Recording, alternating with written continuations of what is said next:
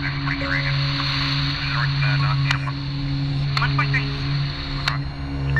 everybody, my name is Axel Villamil. We're back on 24 Shades of Blue with Bradley Donais. He's the acting unit commander of Forensic Identification Services of the Toronto Police Services. So, Bradley, how you doing, man? I'm good.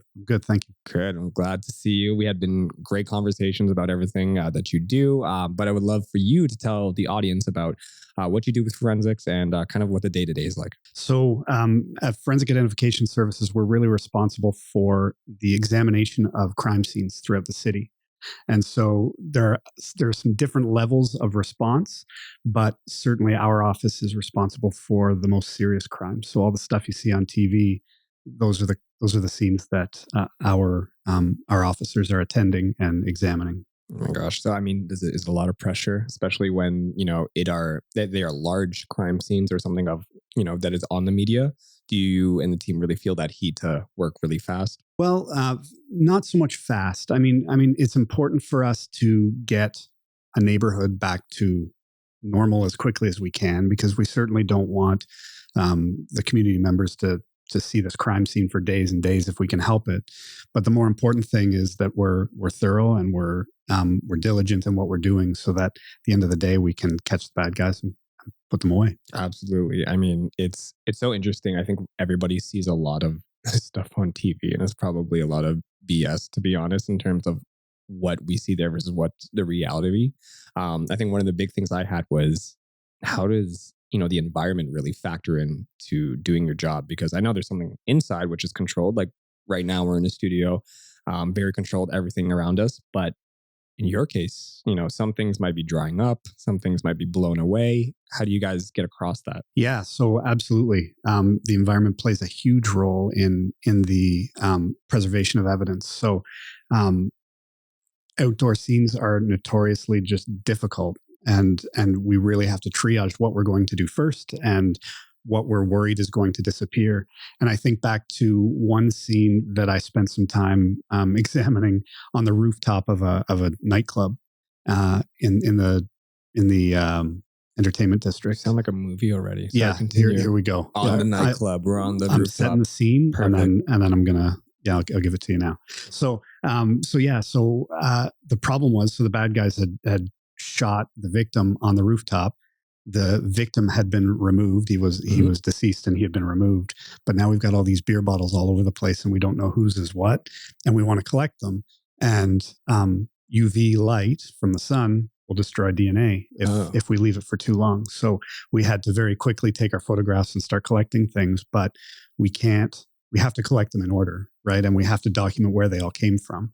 So it can be complicated. That's all I think about when I look at the crime scene, because I think the main thing I'd like to know is, where do you start? What is the first thing? Like you said, there's a bit of a process, but is there ever a moment where it's so quick you just head down there and just kind of figure it out? Or is it there's a preliminary meeting type of thing and then you go into it? Well, I mean, certainly if there are environmental factors, and again, I mean, I won't bore you with too many stories, but I remember one shooting that we went to, and just as we pulled up, the rain, the heavens just opened, and more rain than I've ever seen. And the cartridge cases from the firearm were actually literally floating down the alleyway.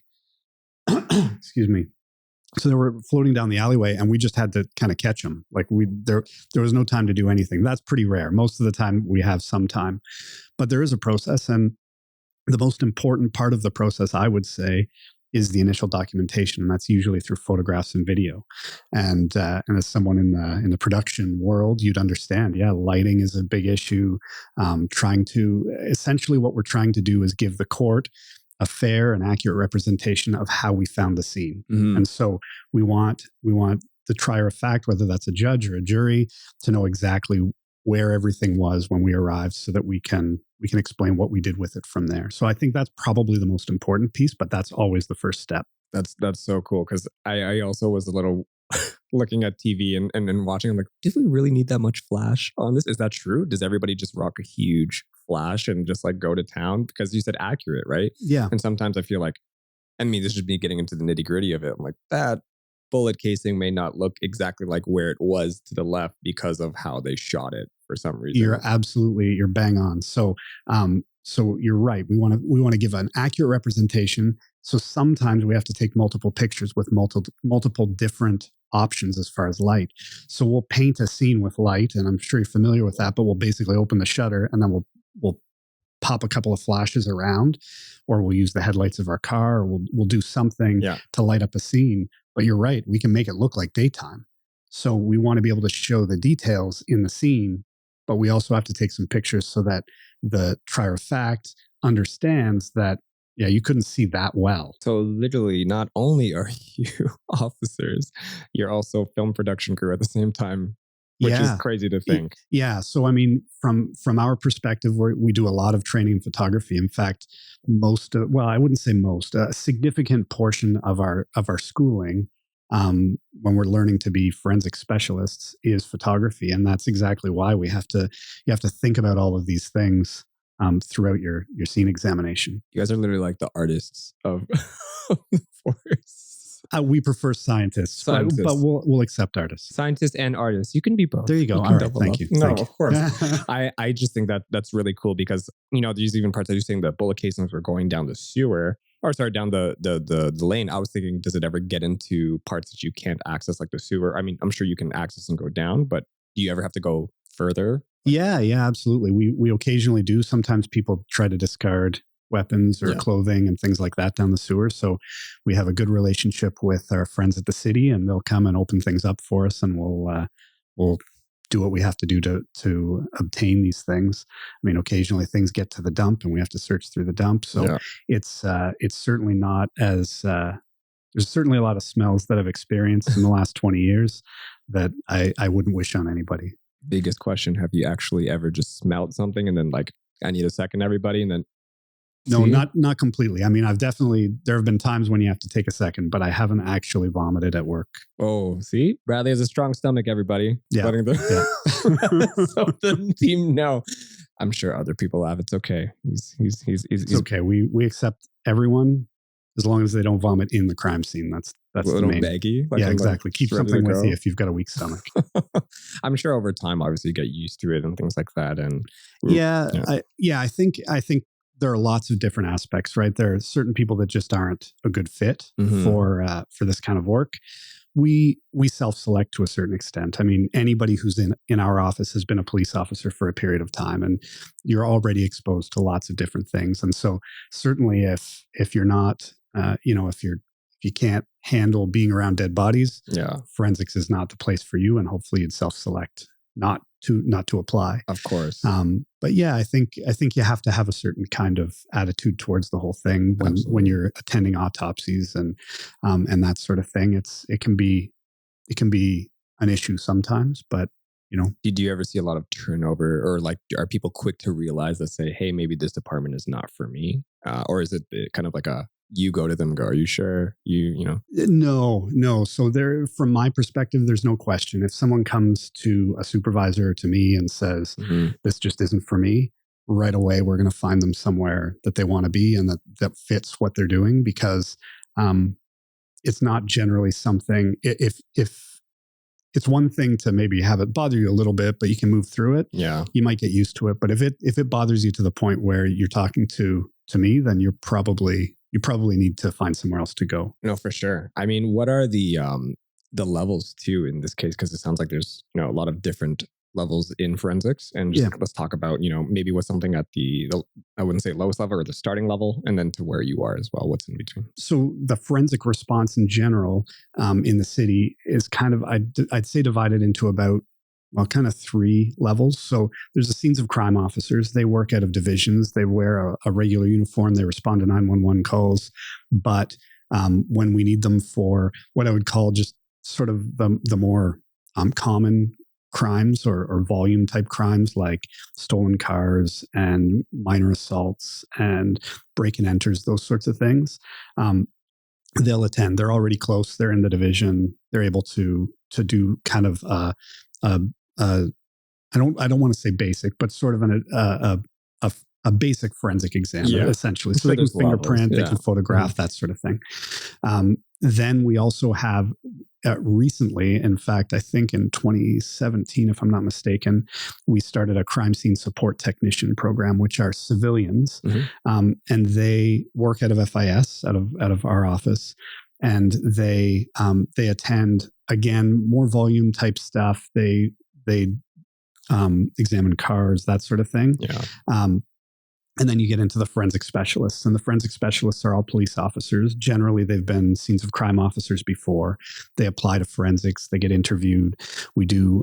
They have a meeting with our psychological services just to make sure that, of course, there's some base level there, and we understand what they're getting into, sort of thing. And then they're, if they're successful, they come in, and for about 6 months, they're kind of just testing the waters. We're testing them out, making sure everything's good. And if that's good, then we send them to ident school. And ident school is either at the Canadian Police College or the Ontario Police College. And it depends on where you go, but generally around 10 to 12 weeks. When you get back, then you're kind of, we'll call you an apprentice, I guess. And so for a year, you're mentoring with some of the senior people. Cool. And after that, you become a full forensic specialist. And then about 2 or 3 years later, generally, we encourage people to apply to become a lead investigator. And those are the people who are our senior forensic specialists. Those are the guys and girls that are examining the murder scenes and are leading those investigations. And so really, I mean, it's a long process, right? From the time you apply to the time you can investigate a homicide, you're talking about 5 years in many cases. Well, it sounds like, I mean, you're going to need the training to go through it. I mean, also like psychologically, like you brought up a great point.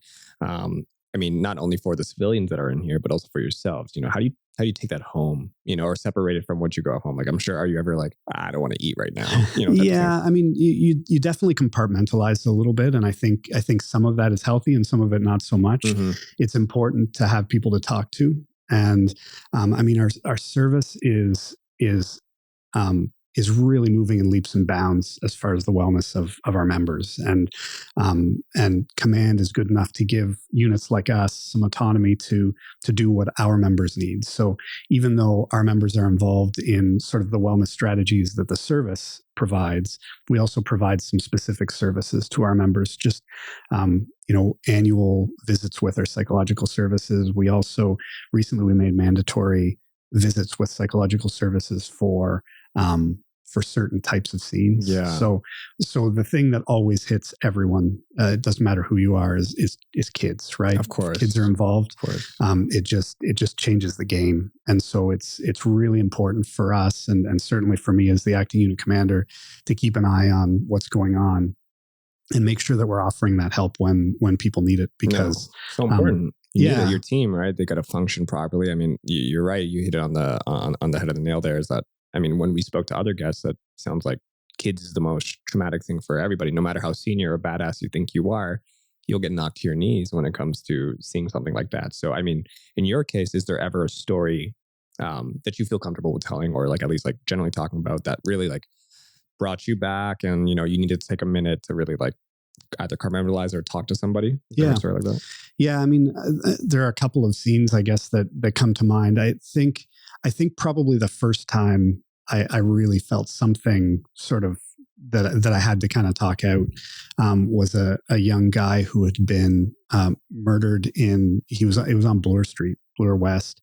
And I think it struck me because he was about the same age as me. I was around 26 at the time. He was around 26. Just a guy who looked like he had his whole life ahead of him and just kind of got in a bad situation. And that's not unique. I mean, I think all of us kind of go through that sort of thing. And then I guess the other time I would kind of highlight is, and I don't really remember it. Honestly, my wife brings it up every once in a while and says, there was a period of time where for whatever reason, it just happened that I had 3 baby deaths all in a row. God. So in about a 3 or 4 month period, I had kind of investigated 3 separate ones, and I won't get into the details of them, but just, that was just, I remember, I don't specifically remember anything being any different, but I remember my wife saying, like, you okay? And I kind of had to think back, well, I've been dealing with this stuff at work. And so we still talk about that time every once in a while. And after a while, you talk it out, you speak to some people and you kind of move on. And, but it's certainly, yeah, I think we all have those times in our careers for sure. No, I bet. I mean, like, just as we speak to so many other guests and other people in the force, just like death is a hard thing to even just like, it's a daily thing you deal with. But at the same time, I've listened to this one podcast where they say it's the rawest form of human reality we can really experience. And as much as it's very traumatizing, it's also something that, you need to be okay with because it's part of your job. But at the same time, it's quite the check in your own reality where you're like, wow, my life is finite and like, let's keep going what we're doing, because clearly you guys are doing great stuff to like make sure not only we're safe, but also solve crimes that, people are, having not a great day or time with because of whatever happened. So yeah. And I think one of the benefits of our work, and I don't mean a benefit, but I guess I just mean one of the things that mitigates some of that emotion is that we don't often deal with live victims. mm-hmm. So the investigators are the ones who have to interview the witnesses and the people who are left behind. For us, and I think for most of us, and I wouldn't speak for all of the members, but for us, I think it becomes very much, we're dealing with the scene. We're dealing with potentially a dead body. We're dealing with that part separate, where, like I said, the investigators have to deal with all that, as you mentioned, the raw emotion of those victims. And I mean, I think of, our sex crimes investigators and child exploitation, those sorts of things. I mean, and it's funny because you ask one of those members if they could do forensic work, and they'd be like, "Oh, no way." Yeah, totally different. Yeah, you ask one of us if we could do their work, and we say, "No way." Absolutely not. So there are certain people that are just sort of wired for certain areas. I mean, that's what the training is also held for. Right. And one of the things we also, from our team, was wondering in terms of down to learning about what are the things that you do on the scene is determining time of death. And again, this is another debunked situation where it's like, obviously there's a lot of, organic matter and it can decay over time and things like that. And like, depending on how fast you get to the scene or how fast it's discovered, is it, what's the process, when it comes to that point? Yeah. So time of death it's more of a pathology thing for the most part. So usually it's our forensic pathologist that will help us with that. Yeah. And it's not nearly as exact as the TV shows would have you believe, right? So, I mean, we can approximate based on, things like if rigor is set in and that sort of thing. Yeah. But in general, I mean, we're not saying this person died exactly 3 minutes ago or 24 hours or something. Yeah. It's a range, and it's really affected again by the environment, right? On a hot, humid day, it's going to change calculations versus say it's minus 40 and they're in the snow sort of thing. So it's not very exact, but absolutely. So it's more you guys in and out. Make sure you get your stuff done. Every pathology going, hey, you weren't there quick enough. Come on, man. No, we don't do, I wouldn't say we rush to a lot, because we want to provide that meticulous service. We want to make sure that we're not missing anything, because the big thing with crime scenes is once we release them, everything's gone, really. I mean, even if someone finds something the next day, sometimes it's harder for us to prove that it was there the day before, that sort of thing.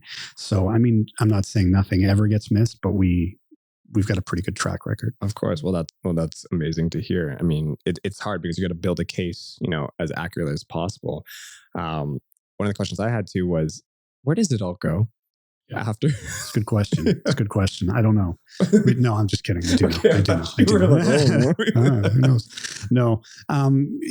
So it really depends on what's being done with it. Yeah. So what kind of evidence we're collecting. But in general, all of our evidence goes to our property and evidence management unit. Yeah. So at some point, so it might be being collected for DNA. We'll swab it. Those samples will go to the Center of Forensic Science. Yeah. But everything in the end goes to our property and evidence management unit. And that's just this massive warehouse just filled with all kinds of stuff. And and especially when we're talking about major scenes, that stuff has to be kept forever, regardless of whether there's convictions. Yeah. Like we've got stuff that's 100 years old sitting in there that will just be there forever in a box or in a bag. Let's just say one time I had to get my phone from that area. Let's just say, well, there you go. What a crazy time that was. Yes. No, it's interesting because I would think that place stinks. Would it stink? Do you think it would stink? I've been there lots of times. It doesn't stink. Does it smell like in the warehouse? That's like millions of pieces of it. But we pack stuff up pretty tightly. Like it's pretty much air sealed. Okay. Like we're not we're not just throwing it on a shelf. My real people up. Questions. Yeah, I get it. It smells pretty fresh there. Pretty fresh, yeah. Okay, good. Good to know. Yeah. I think one of the big things too we want to ask you is also about community. You know, it sounds like, I mean, most departments make sense with community. In your case, what is the community engagement like? Yeah. So on its face, you wouldn't think much, right? You would think, well, how are, but as we mentioned, I don't know if we were recording yet or not, but we were talking about returning a community back to normal. Yes, and so there's that piece, but I think even more important is the professionalism that our officers show at a scene. Absolutely. And community members see what we're doing, right? If we drive by a scene and we take a couple of photos and we walk away, the community members see that and they say, well, police don't care about what we're doing. Yeah. They don't care about our neighborhood. They don't care about what's happening in our neighborhood. But we do. And our members are the ones that are there for the days and the weeks after all of the smoke clears. Yeah. We're the ones there collecting, and the community members see it. And so I remind the members of forensic identification services as much as I can that we are the face of the service to the community. Absolutely. And so it's so important for us not just to be professional, but to appear professional on the outside. Like people need to see that we're taking their situations seriously, and that we're trying to solve things, and that we're trying to get things back to normal for them as quickly as possible. Yeah, it's care. Because it's really care to show. Like I feel like when we look at the other side where you have your interviewers or like your actual detectives who are there, they're talking to victims and stuff like that, so they have to be emotionally present. I think visually this is what your team represents, which is somebody trying to bring something back to normal, and at the same time, like if I was in the community's shoes, I'd want you not to be just kicking, stuff around and stuff like that. And I'm sure there's like not at TPS, but other, places around the world may not be actively as professional. But in your case, you're saying that these are the faces of it. Yeah. And I mean, certainly our members do have conversations with the community members. I mean, people are walking up to our crime scenes all the time. And we're doing our best to continue with our work often. But I do remind again, and the officers at FIS, I mean, I can't say enough about what they do. I mean, I've been there for a long time, but it's been quite a while since I've been on the crime scene side of things.